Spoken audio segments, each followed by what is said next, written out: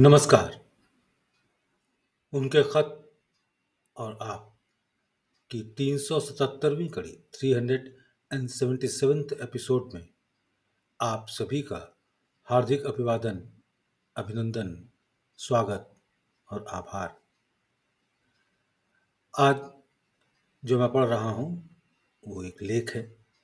उसका शीर्षक है गुरु की सेवा। श्री पार्थसारथी राजगोपालाचारी। पूज्य श्री बाबूजी की चंद यात्राओं में मुझे उनके साथ जाने का सौभाग्य प्राप्त हुआ। जहां कहीं मैं गया, अभ्यासी भाइयों के अंदर बाबूजी की सेवा करने की तीव्र इच्छा दृष्टिगोचर हुई। कहीं तो ये भावना इतनी प्रबल प्रतीत होती थी कि अभ्यासी भाइयों में आपस में छीना झपटी की सी नौबत आ जाती थी। साधारणतः ऐसा देखने में आया कि एक भाई श्री बाबूजी की कुर्सी पर से उठने के समय मदद देने में संलग्न है, दूसरा चप्पल खोज रहा है, तीसरा उनकी छड़ी लिए हुए खड़ा है और चौथा हाथ में तौलिया लिए हुए खड़ा हुआ है। इसमें से कुछ ऐसे भी हैं जो समय से लाभ न उठा सकने के कारण निराश हैं।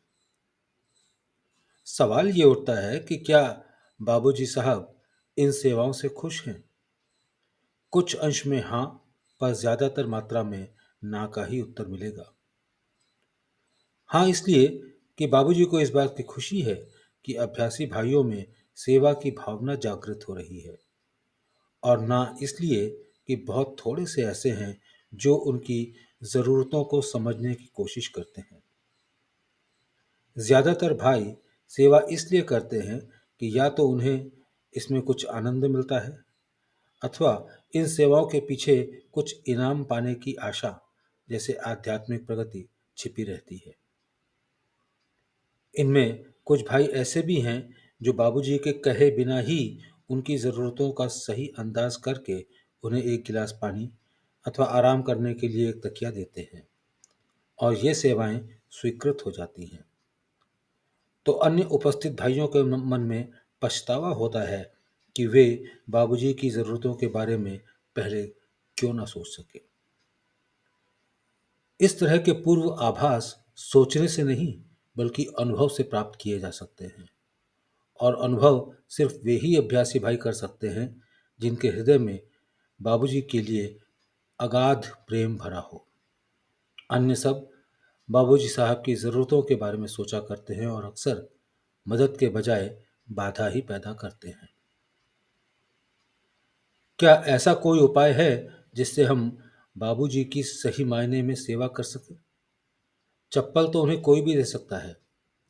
उनको छड़ी पकड़ाने में अथवा जब वे गाड़ी में चढ़ रहे हों तो दरवाज़ा खोलने में कोई भी खास मदद नहीं है। ये मामूली बातें हैं जिनमें उनको हमारी सेवाओं की बहुत कम ज़रूरत है। तब क्या इन व्यक्तिगत शारीरिक सेवाओं के अलावा भी कोई ऊंचे दर्जे की सेवा हो सकती है? हाँ, है। हम मिशन के काम में मदद देकर उनकी सेवा कर सकते हैं, उनकी शिक्षा और कामों को लिपिबद्ध कर सकते हैं, खाता पत्र और हिसाब रख सकते हैं, छापाखाना यानी प्रेस चला सकते हैं, और अगर हम इंजीनियर हैं तो इसका ये मतलब नहीं कि हम ज़रूरत पड़ने पर बाबूजी को चप्पल और छड़ी पकड़ाकर उनकी मदद ना करें। मैंने कई बार सोचा कि क्या ऐसा कोई रास्ता है जिससे हम बाबूजी साहब की उच्चतम कोटि की सेवा कर सकें?